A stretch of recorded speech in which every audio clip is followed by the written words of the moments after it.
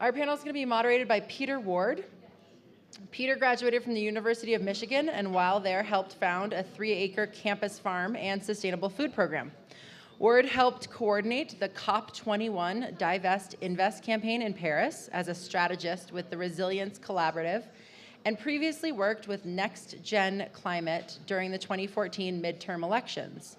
He now operates Humble Plum, a pop-up event production company featuring a mobile commercial kitchen. Vardy, founder of Aspen Tree, is going to be standing in for Brooke Levan. And Eden is joined in conversation with Leilani Münter, a race car driver and environmental activist. Please help me welcome our next panel.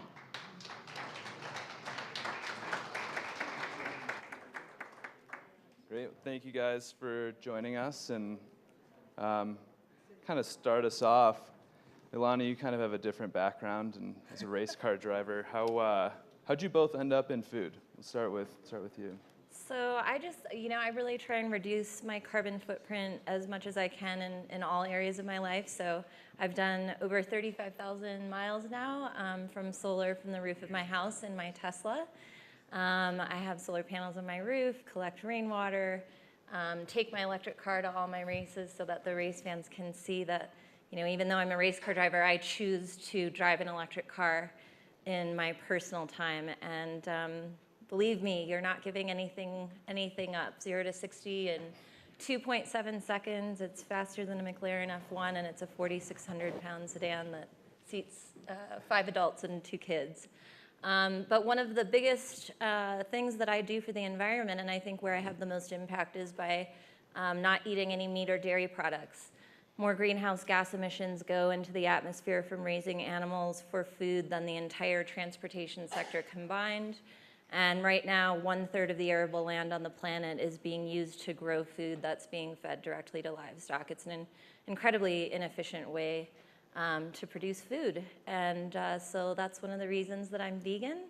And I teach people through my sport about things like solar power and electric cars, and but to me the easiest thing that everybody can do, not everybody's shopping for a car, not everybody can afford an electric car yet, not everybody has a nice roof that's facing south that can carry solar panels, but everybody, all of us, 3 times a day eat, and we each have a choice 3 times a day to leave meat and dairy off of our plate, and that can have a really big impact for our planet. So that's why I'm interested in food, because with 7.4 billion people on the planet and a growth rate of over 200,000 people a day, our day-to-day choices have a really big impact.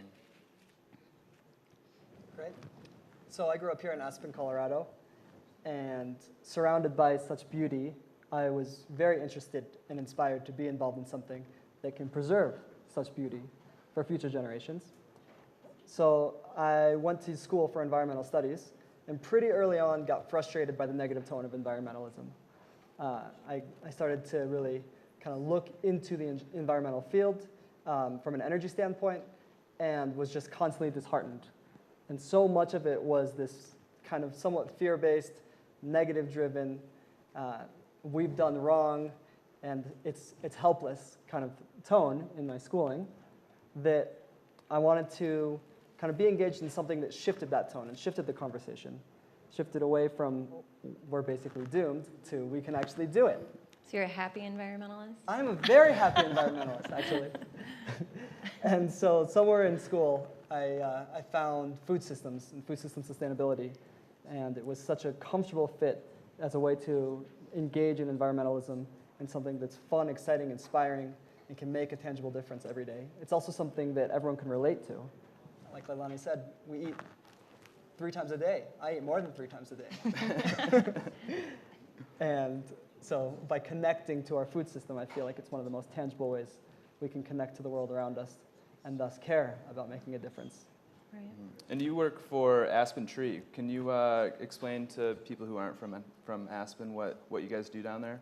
Yeah, so Aspen Tree is a local nonprofit, and we are dedicated to leaving the world better than we found it by delivering student-centered programs and a resilient food shed where everyone matters. So our focus is trifold, really, instilling a sense of optimism, empowerment, and inspiration in children so that they care and so that they want to make a difference. building community around healthy food systems. So we bring people in. We run a facility just at the base of Snowmass here. If anyone wants to come visit, I'd be happy to show you. It's called a farm park. And the idea with the farm park is it's a public food producing landscape on public land that basically is inspired from natural principles, looking at a natural forest ecosystem and mimicking them in the way that we produce food. So when people walk in, it's like walking into the Garden of Eden. All the layers are edible, everything is flourishing, and at the same time, we're regenerating the environment. We started on a piece of land that was heavily degraded and heavily polluting the natural ecosystem and have transformed it into a food-producing landscape that is beautiful, fun to be in, and empowers youth. So that's our second project, and our third piece is community events. So we run a whole series of community events at the farm park and around the town, including a farm-to-table free community meal, where we serve 100% locally grown, all-organic food to about 1,200 seated guests a year. And through that, try to shift that tone that environmentalism has to be something that's like, to something that's like, yes. Has anybody here seen Racing Extinction? It was one of the films. Great. Oh, awesome. A lot of you have seen it. I did want to show, if it's okay, there's just a quick clip that I want to show that's specifically about methane and livestock production. So if we could put that on, that'd be great. Speaking to Chris. By far and away, the biggest factor in terms of this mass extinction is destroying natural habitat or converting natural habitat into land for food. The more dependent we are on meat, milk, and eggs, the greater the CO2 and methane emissions. Cattle and ruminants of all kinds produce methane as a byproduct of breaking down grass and other things that they feed on. So the contractions are pushing this gas out from the stomach, going through here in the one-way valve. Yes, and into the after bag. this, we collect inside the bag. So how long has that bag been collecting gas? Only 2 hours.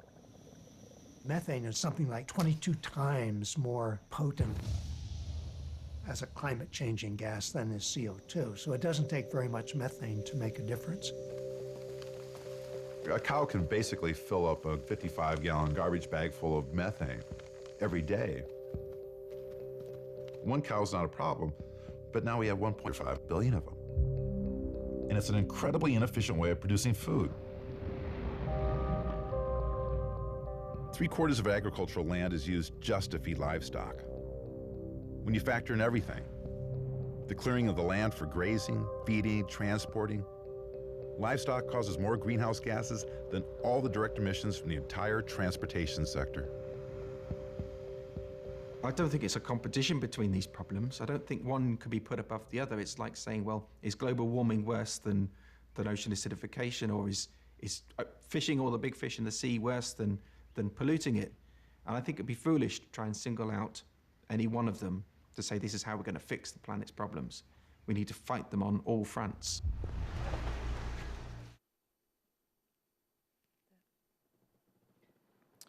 Great. So, yeah, great clip and incredible film. And Louis will be here tomorrow. And yeah. So, living in the 21st century, not only are we, have this huge population problem, we can also measure our impact we're having on the earth. What sort of how's technology impacting the food system currently? Well, it's interesting because just about a month ago, Eric Schmidt, the chairman of Google, wrote an op-ed for Forbes magazine. And in it, he was highlighting what are the most important trends that you are seeing in the tech industry. And his pick for the #1 most important trend in tech was actually plant-based meats. There's a new company, for example, that's just going to be hitting the stores at the end of this month. It's called Impossible Foods. It was a Stanford professor that founded it.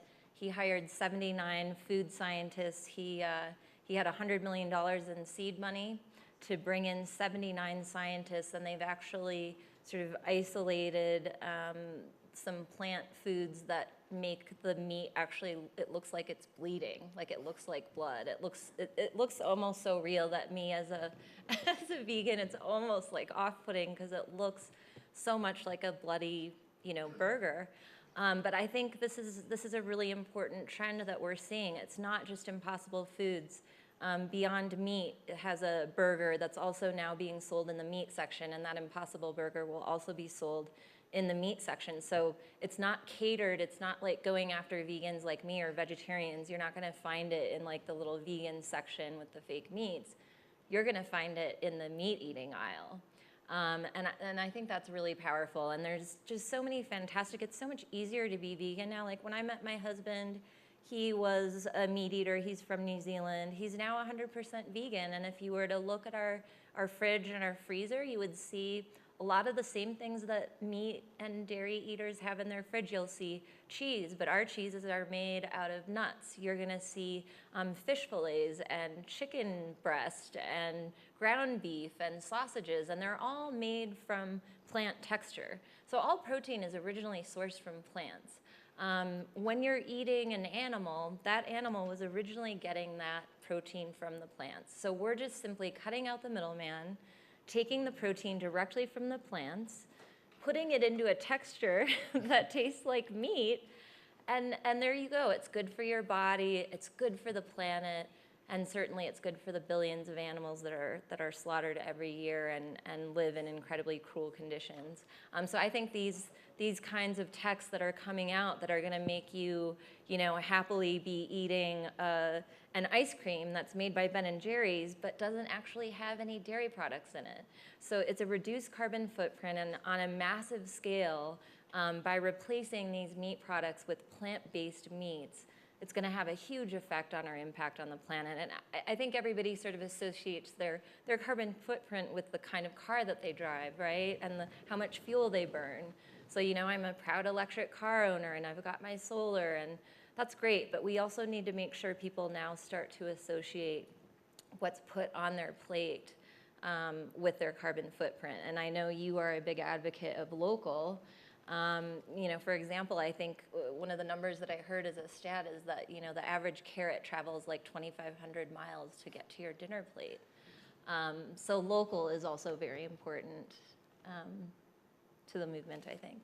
Yeah, definitely. Why don't you talk about how you guys grow community around food down at Aspen Tree? Because that's, as humans, we've evolved to especially eat together. It's a definitely social thing. How does that go to the production side and what you guys do? Yeah, so the backbone and the premise of our programs is to instill this sense of inspiration for taking care of the world around us and for taking care of basically everything else that this conference is about by finding a way to draw out that inspiration in youth. And we find that the most powerful way to do it and the easiest way to do it is with food.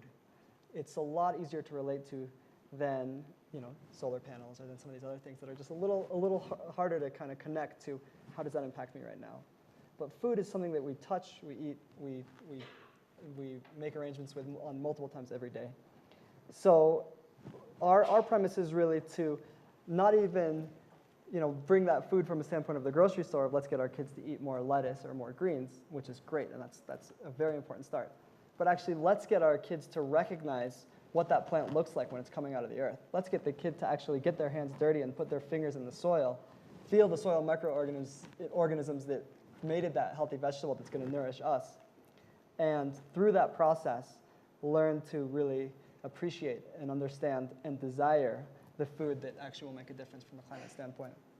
And there's a lot of reason to be hopeful, too. I was just reading about the trend of our habits of eating. And if you look back at the baby boom generation, only 1% of baby boomers considered themselves faithful vegetarians, which I assume means vegetarians that don't cheat. And then if you look at Gen Xers, it's actually 4% of them identify as faithful vegetarians. If you look at millennials, it's now up to, I think, 12%. So this is something that is happening, and as with all things in life, as the older generation goes and the newer generation is coming in, things are changing, and it really gives me a lot of hope to see that the new generation is sort of embracing getting away from meat and dairy. And some of the most brilliant minds of our past, Nikola Tesla, Leonardo da Vinci, Albert Einstein, all talked about that it was a natural evolution of humans to move towards getting away from meat.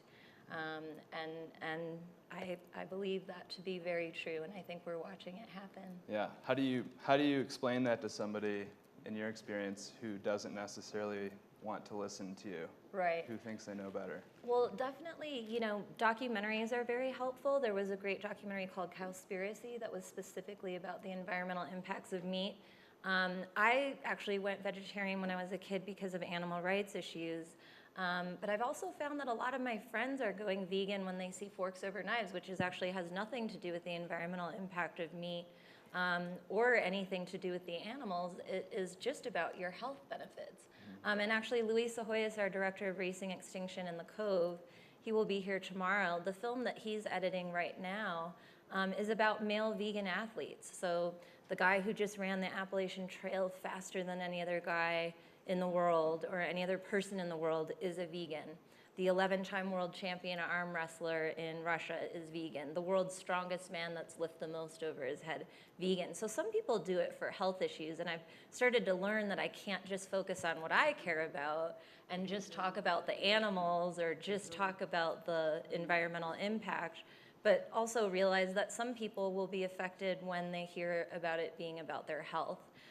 So I try and highlight all those three things. And I did a poll on Twitter after Racing Extinction came out. We aired on the Discovery Channel in December. And we had 36 million viewers, which is pretty good for an environmental documentary. And so I did a poll to see what was their start with one thing. At the end of the movie, we ask everybody to do something different in their lives and to tweet out, using the hashtag start with one thing. And so I did a poll to see what were people choosing as their start with one thing. And one option was, I will make my next car an electric car. I will put solar panels on my roof. I will share Racing Extinction with my family and friends. And the fourth choice is I will cut back on my meat and dairy intake. And that was by far the most yeses. That had clearly won. And what I try and encourage is also not to make people feel like they have to do it all at once. But to sort of gradually move into it. So for example, my friend Brandon, who's actually going to be speaking here from DC, Brandon Hurlbut, he and his wife saw Racing Extinction. They came to the premiere. And they said, we eat so much meat, we're feeling bad about it. And so I took them shopping, and they made this rule that they called 2/3 vegan. So their breakfast and lunch was vegan, but they could do whatever they wanted for dinner. And they called me just a few months after they had started this 2/3 vegan thing and said, we've found that now we're like 95% vegan because we've learned so much about these fantastic meat and dairy substitutes from breakfast and lunch that we get to dinner and we're like, why would we use real chicken when we're happy with the vegan one? So to encourage people to do it gradually, you don't have to go cold turkey. I think it scares people when you ask them to give up all their meat and dairy products, right? Don't take it away from me. And there's a great movement that is spreading nationwide that's Meatless Mondays. It's a similar kind of approach. Of course. And we have actually a pretty strong chapter here in the Roaring Fork Valley that is basically committing not just people but restaurants to, on Mondays, fully eliminating meat and dairy from their diet. So that's another way to step into it. Yeah. I think vegetarianism is probably the top way to decrease our carbon footprint in our dieting. I think local foods is a very close follow-up, if not equally at the same point. So much of the carbon that goes into our planet and into the world comes from the transportation of foods. And we hear that a lot. Okay, great, what do we do about it? Local foods, I think the biggest selling point is flavor. If someone eats a carrot that came out of the ground yesterday, that was grown close by, that hasn't been put in 7 different refrigeration trucks and 9 airplane rides, the flavor is completely different. It's a completely different feel and taste and experience. So if the carbon piece isn't a good selling point, the flavor piece is a really good one. What sort of interactions do you have with students after they've been coming to Aspen Treat? Do they recognize some of the lifestyle changes that's going on as they're working the land and becoming more involved in their food system?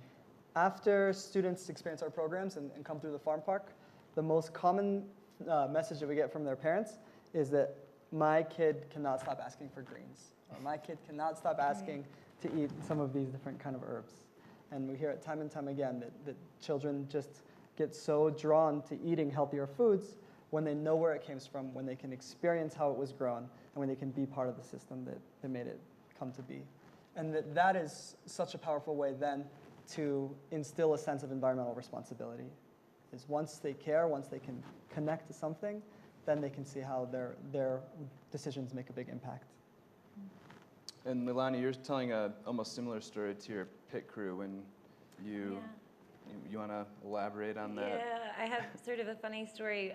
So I was driving in a NASCAR race, or a race in Kansas Speedway a couple years ago, and we got rained out of practice.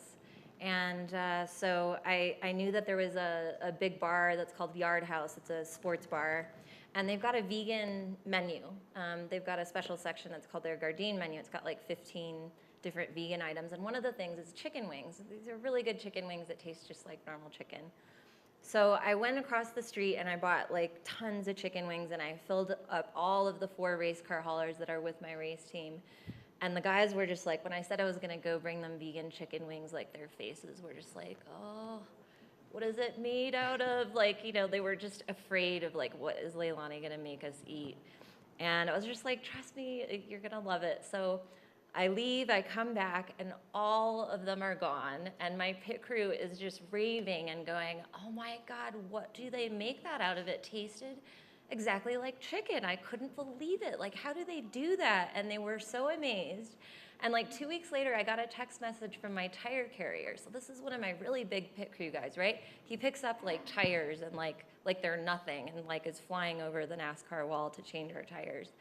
And he sent me a text message and he said, who is the company that made those vegan chicken wings that you bought us? Because I'm going camping with my buddies this weekend and I'm gonna bring the vegan chicken wings instead. And I was just, you know, I just wanted to jump up and down. It made me so happy. So I'm actually trying to take that and multiply it. So I'm working on a race car at Daytona in February that'll be, you know, sponsored by one of these vegan meat companies, and we're gonna set up a tent. We wanna give away to 100,000 NASCAR fans. I wanna do the same thing that I did with my pit crew, but to 100,000 race fans. And I think once they can taste that they're not giving up any of their flavors. I'm not saying you can't have chicken wings anymore. I'm just saying I want you to have the vegan chicken wings instead. I'm not gonna like force them to eat like kale salad and quinoa. That's not gonna work. But giving them vegan chicken wings, I think when they see, hey, this tastes really good and it's better for the planet and it's actually healthier for my body. And a lot of NASCAR fans, you know, everybody in our country struggles with weight. There's a lot of overweight people. So I think it will also help with that, is that this is gonna be good for my body. I'm gonna look better. But I want to give up the kale. I want to give up the kale and quinoa too fast. Actually, this last weekend, just after our farmers market booth, I had a whole lot of spinach left over, and I brought it home for my 5-year-old son. And he's learned in school that spinach is something that's not so cool. And so I was like, I brought some candy spinach. You should give it a try. And we cooked it up, and I was like, but you have to, you know, you gotta eat the rest of your food first before you get the spinach. And he ate it up, and actually finished everything. And I brought a lot home. And both my kids started crying at the end because there was no spinach left. They were like, please, can we have more spinach? So yeah, the flavor, the flavor, the nutrients, and the overall experience of food that is grown locally as opposed to food that's flown in can make your children cry for more spinach. That's awesome. That's a good note to end on, huh? Yeah, so we're basically out of time, so we'll wrap it up. And anything to close on? I would just say that our premise as an organization, and something that I really stand for, is that environmentalism doesn't have to be negative. It doesn't have to be this thing that's far off and distant and challenging. It can be something that's fun, exciting, inspiring, and that we can relate to every day. So I would just encourage everyone to look at some of the other sides of environmentalism, especially when you're trying to recruit other environmentalists. And I'll just add that we all need to get outside of our comfort boxes of speaking to other people who already agree with us. You know, that's why I always feel like I'm making the most difference when I'm at the racetrack and I'm talking to race fans about solar and electric cars and vegan food, because it is the last place that you would expect to see it. And those are the people that need to hear it the most. That's how you change things, right? You have that uncomfortable conversation with the people that aren't quite on board with you yet. Because if we all just go around and, you know, meet with other environmentalists or other vegans that agree with us, like, nothing changes. We just then live in our little bubbles of like, oh yeah, all these people agree with me and are on the same team.